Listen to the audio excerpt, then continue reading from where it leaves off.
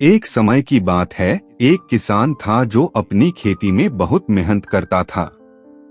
वह सुबह से शाम तक खेत में काम करता रहता था, लेकिन उसके खेत में कभी भी अच्छी फसल नहीं होती थी।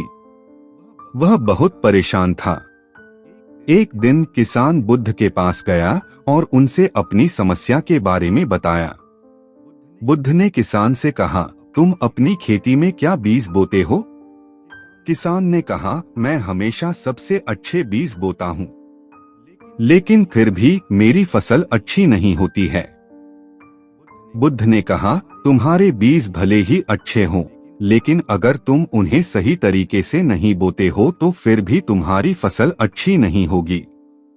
किसान ने कहा, तो मुझे क्या करना चाहिए? बुद्ध ने कहा, तुम अपनी खेत की मिट्टी को अच्छी तरह से तैयार करो। फिर तुम बीज को सही गहराई में और सही दूरी पर बो। किसान ने बुद्ध की बात मानी।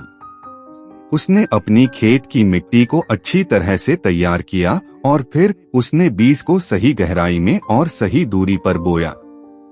कुछ समय बाद किसान को अपनी खेत में अच्छी फसल होने लगी। वह बहुत खुश था। बुद्ध ने किसान को समझाया, जीवन भी एक खेत है और हमारे विचार और कर्म हमारे बीज होते हैं। अगर हम अपने विचारों और कर्मों को सही तरीके से नहीं बोते हैं तो फिर हमारे जीवन में कभी भी सुख और शांति नहीं आएगी। शिक्षा। हमारे विचार और कर्म ही हमारे जीवन का निर्माण करते हैं।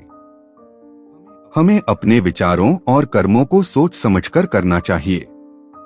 हमें हमेशा अच्छे विचार और कर्म करने चाहिए।